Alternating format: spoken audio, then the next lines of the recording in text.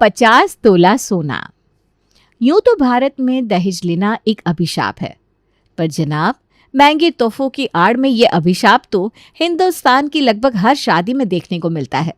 लड़की वालों द्वारा लड़के वालों को भले ही कितने भी पैसे, कपड़े और गहने दे दिया जाए, पर हिंदुस्तान की सासों को ना तो दहेज का मोह खत्म होता है और ना ही बहुओं को ताना मारने का सिलसिला।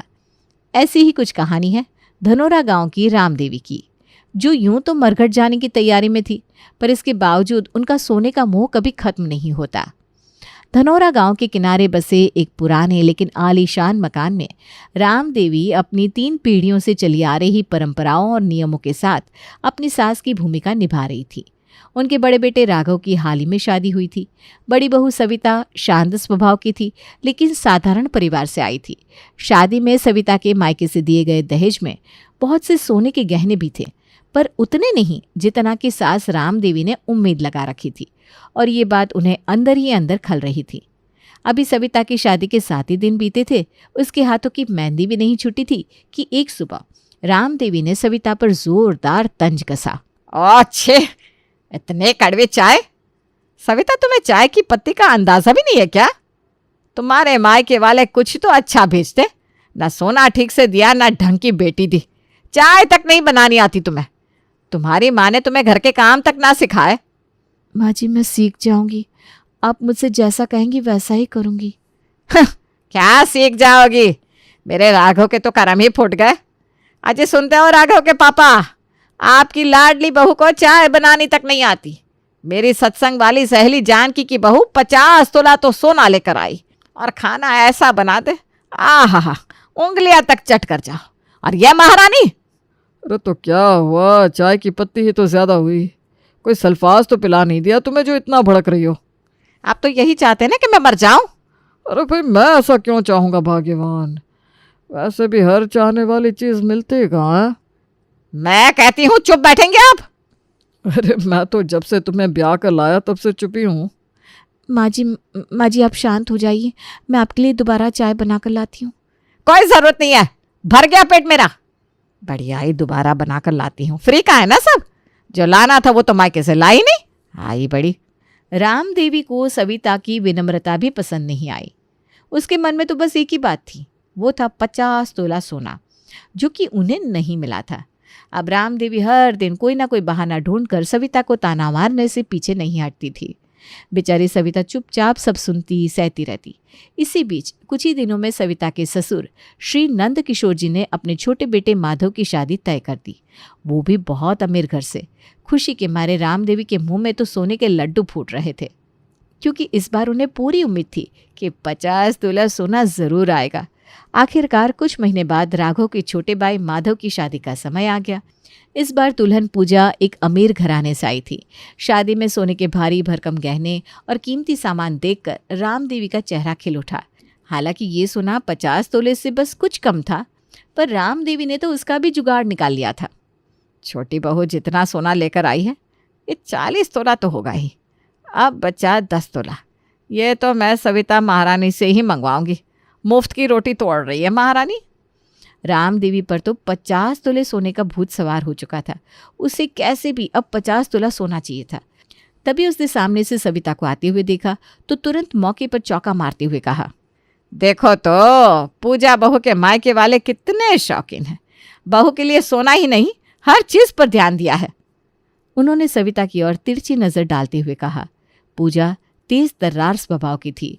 उसने पहली नज़र में ही समझ लिया कि घर में सविता पर किस तरह का दबाव डाला जा रहा है, और सास ने सविता से ये बात क्यों कही।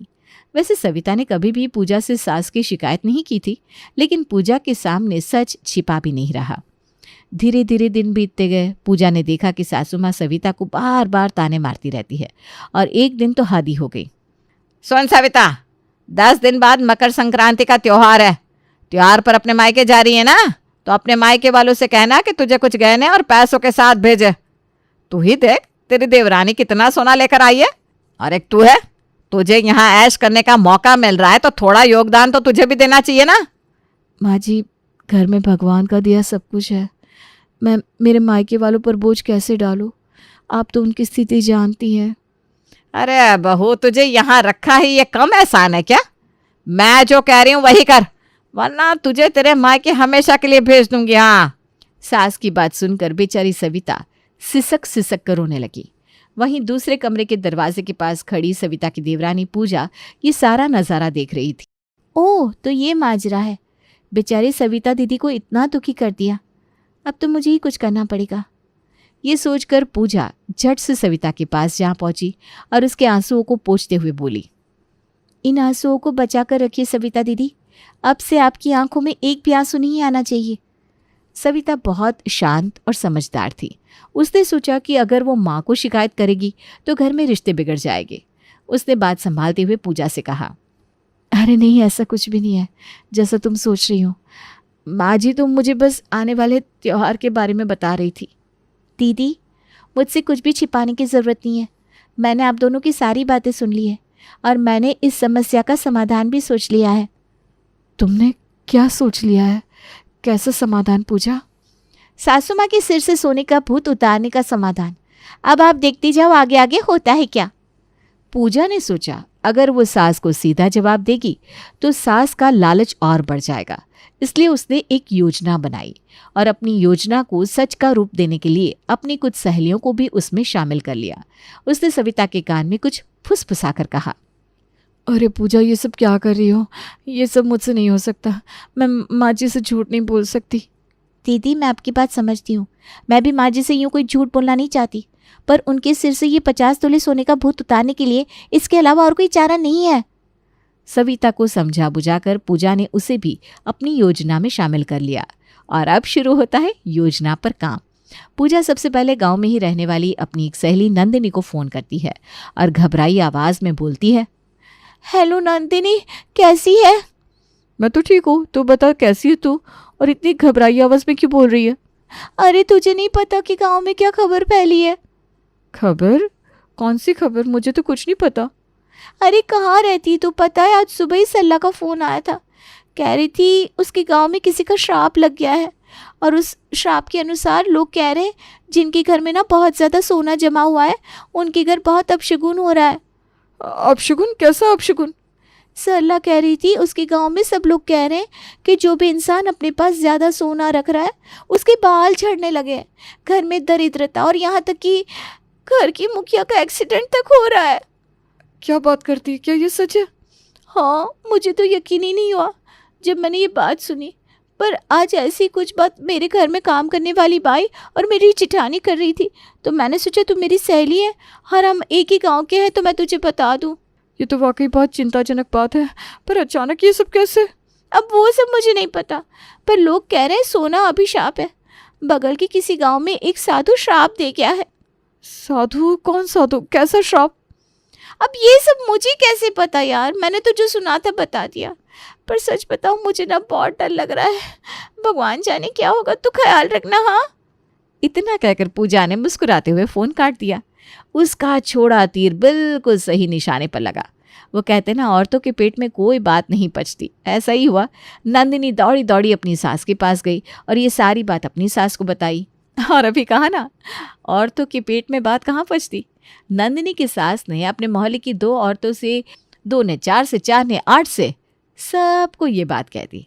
उधर पूजा ने अपनी एक और सहेली की मदद से धनोरा गांव में रहने वाले उसके एक रिश्तेदार के घर फ़ोन करवा दिया, ताकि किसी को ये शक ना हो कि इस बात की शुरुआत रामदेवी की बहू पूजा ने की थी। सब कुछ बिल्कुल वैसा ही हो रहा था जैसा कि पूजा ने सोचा था। रातों रात पूरे धनोरा गांव में सोने के श्राप की अफवाह फैल गई।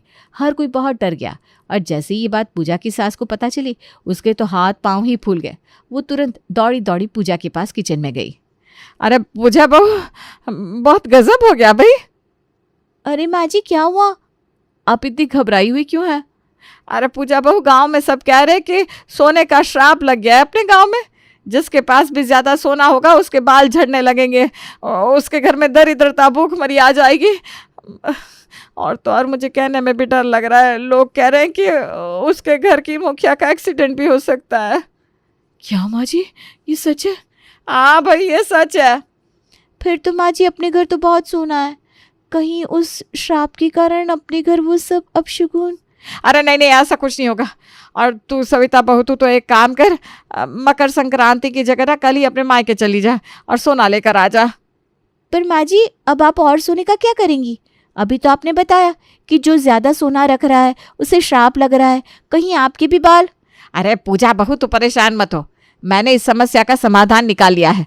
जैसे ही कल सविता बहू अपने मायके से सोना लेकर आएगी, मैं सारा सोना बैंक में रखवा दूंगी, फिर हमारे घर में कुछ नहीं होगा। तो श्राप कैसा? अपनी बात कहकर राम देवी किचन से चली गई। पूजा ने अपना माथा पकड़ लिया क्योंकि उसकी चाल उल्टी पड़ गई थी। अब क्या होगा पूजा? ये तो उल्टा ही हो गया। पहले तो मुझे 10 दिन बाद मायके जाकर सोना लाना था, पर अब तो कल ही। मेरे घर वाले इतनी जल्दी सोने का इंतज़ाम कैसे करेंगे? सविता की बात सुनकर पूजा ने 2 मिनट सोचा और फिर मुस्कुराकर बोली, आप कल कहीं नहीं जाओगी। पर अभी तुमने सुना ना। कुछ नहीं, आप अपनी देवरानी का कमाल देखती जाओ। अब शुरू होगा प्लान बी। पूजा की बात सुनकर सविता की टेंशन कुछ कम हुई। ध्यान दीजिएगा, कुछ कम हुई, पूरी नहीं। सास राम देवी रात में सोने से पहले हमेशा अपने गले में पहनी सोने की चेन अपने सिरहाने रखे टेबल पर निकाल कर रख देती थी। उस रात भी ऐसा ही हुआ। रात में जब घर में सब गहरी नींद में सो गए, तब पूजा दबे पांव सास के कमरे में गई और उसने अपना काम कर दिया। अगली सुबह जैसे ही रामदेवी सोकर उठी और अपनी चेन पहनने चली तो उसके होश ही उड़ गए। वो तेजी से चिल्लाई। उसके चिल्लाने की आवाज़ सुनकर पूजा सविता भागी भागी सास के पास जा पहुंची। क्या हुआ माँ जी? अब चिल्लाई क्यों? अरे बहू, ये देखो मेरी चेन, ये कैसे काली हो गई? दरअसल रात में पूजा जब चुपचाप सास के कमरे में जाती है, वो सास की चेन को उठाकर एक काले रंग के पेंट से रंग देती है। वो पेंट इतना शक्तिशाली था कि चाकू से खुरचने पर भी ना निकले। पूजा को मन ही मन हंसी आ रही थी, पर उसने दिखावा करते हुए कहा, माँ जी, कहीं ये वो उस श्राप के कारण तो नहीं हुआ? वैसे भी हमारे घर, मतलब आपके पास अच्छा खासा सोना है ना? पूजा की बात सुनकर रामदेवी का माथा ठनक गया। 2 पल के लिए वो भी सोच में पड़ गई। तभी उसने सविता पर नजर डाली तो देखा उसने नई साड़ी पहन रखी थी। अरे सविता, तू कहाँ चली सुबह सुबह सज धज कर? माँ जी, वो आपने कहा था ना मायके से सोना। हाँ हाँ, ठीक है ठीक है। अब पास ही में तो है तेरा गांव, कोई ट्रेन नहीं छूट रही। शाम तक चली जाना। जा पहले मेरे लिए चाय लेकर आ, टेंशन के मारे सिर दर्द से फटा जा रहा है। दोपहर होती है। रामदेवी के मन में सोने का श्राप का डर पूरी तरह बैठ चुका था। उसने सोचा क्यों ना घर का सारा सोना अभी बैंक में रखवा दिया जाए, फिर जब सविता कल तक सोना लेकर आएगी तो वो भी रखवा दिया जाएगा, क्योंकि अब वो कोई लापरवाही नहीं बरतना चाहती थी। उसने घर की तिजोरी खोली तो जैसे उसे 1480 वाट का झटका लगा हो। सास ने देखा कि तिजोरी में रखे कई गहने रहस्यमय तरीके से काले हो गए हैं, और वहीं गहनों के पास ही रामदेवी को एक कागज का टुकड़ा मिलता है। कागज? जितना ज्यादा रखोगे उतना ही कम रहोगे। इतना पढ़ते ही रामदेवी जोरों से चिल्लाई। घर के सब लोग इकट्ठा हो गए। पूजा ने पिछली रात सोने की कॉइन्स की जगह कुछ काले पत्थर रख दिए थे और उसी के साथ ये चेतावनी लिखकर कागज का टुकड़ा रख दिया था। अब रामदेवी को यही लगने लगा कि क्योंकि उनके घर पर ज्यादा सोना है, इसलिए श्राप के कारण ये सब हो रहा है। दुखी रामदेवी मन भारी करके पूजा से कहती है, बहू, मैं क्या सोच रही थी, हमारा इतना सोना खराब हो चुका है, जो बचा है उसे हम अभी बैंक में रखवा देते हैं, कहीं ऐसा ना हो कि पूरा सोना खराब हो जाए। नहीं नहीं माँ जी, हमें ऐसा नहीं करना चाहिए, क्योंकि सोना तो हमारा ही है, श्राप तो हमारा पीछा छोड़ेगा नहीं। कहीं ऐसा ना हो कि हम बैंक में रखवा दें और वहाँ हमारा सोना खराब हो जाए। हाँ, बात तो तू ठीक कहती है, पर अब करे तो क्या करे? माँ जी, अब बुरा मत मानना, पर एक बात कहना चाहती हूँ। मैं महसूस कर रही हूँ जब से आपने सविता दीदी को उनके मायके से सोना लाने के लिए कहा है, तब से ही हमारे घर में ये सब कुछ हो रहा है।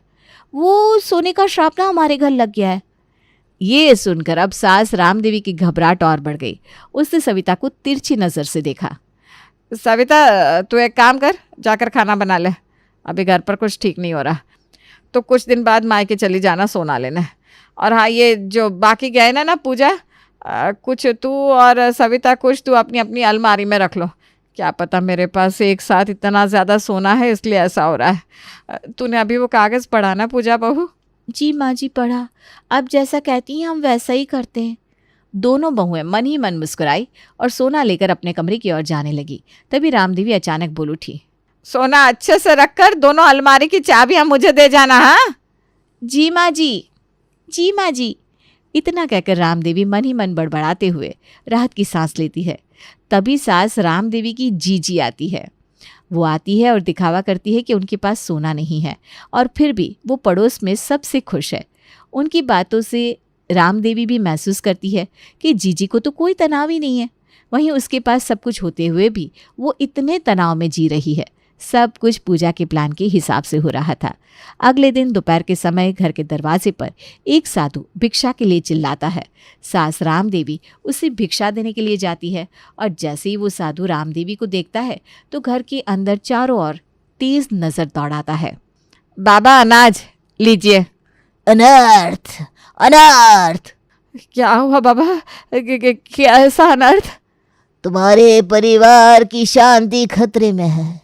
बहुत जल्दी बहुत कुछ बुरा होने वाला है, क्योंकि तुम सोने जैसी भौतिक चीजों पर ज्यादा ध्यान देती हो। क्या बुरा होने वाला है बाबा, और आपको ये सब कैसे पता? मुझे सब कुछ पता है, यह भी कि आगे क्या अनर्थ होने वाला है। बाबा इस समस्या का समाधान बताइए। मेरे पति और बेटे शहर गए हुए हैं, मुझे बहुत घबराहट हो रही है। समाधान है बेटी। सोना दान करने या उससे लगाव छोड़ने से परिवार पर आने वाला खतरा टल सकता है, क्योंकि इस दुनिया में प्यार ही सबसे बड़ा धन है। अपनी बात कहकर साधु वहां से चला जाता है। ये साधु कोई और नहीं, पूजा का दोस्त था, जो कि नकली साधु बनकर आया था। पूजा अब अपना आखिरी दांव खेलती है और अगले ही दिन घर पर नए साल की एक छोटी सी पार्टी रखती है, जिसमें वो अपनी कई सहेलियां और सविता के घर वालों को बुलाती है। इस पार्टी में सब साधारण तरीके से आते हैं। कोई भी आभूषणों का दिखावा नहीं, कोई धन संपत्ति का प्रदर्शन नहीं, बस मज़ेदार खेल, साझा भोजन और मीठी यादें। सास राम देवी ने पहली बार दिखावे की चिंता किए बिना आनंद आनंद आनंद लेना शुरू किया। सास राम देवी को ये भी एहसास होता है कि असली सुख सोने में नहीं, परिवार के साथ प्यार से रहने और घर की शांति में है। सब मेहमानों के जाते ही राम देवी बहुत भावुक हो जाती है और सविता से कहती है, सविता मुझसे गलती हो गई, मैंने तुम्हारे साथ गलत व्यवहार किया। मैं समझ ही नहीं पाई कि घर की असली लक्ष्मी तुम दोनों बहुओं हो, ना कि तुम्हारा सोना। माँ जी, मुझे आपसे कभी शिकायत नहीं थी। मैं हमेशा आपकी सेवा करना चाहती थी, और आज भी। पूजा ने मुस्कुराकर राम देवी को देखा। उसकी कोशिश रंग लाई थी। घर में रिश्तों की मिठास लौट आई थी। उसने हंसते हुए अपनी सास से कहा, माँ जी, माफ़ तो मुझे आप भी कर दीजिए। ये सारा कुछ सोने का काला होना ये सब मैंने किया, ताकि आपको ये एहसास दिला सकूं कि घर की असली दौलत ये सोना चांदी नहीं, बल्कि हमारे परिवार की खुशियाँ और एकता है। ये सुनकर सास राम देवी शुरू से अब तक सब सोचती है और हंसने लगती है। वो स्वीकार करती है कि सोने के प्रति उसके जुनून ने उसे तनाव और संघर्ष के अलावा और कुछ नहीं दिया।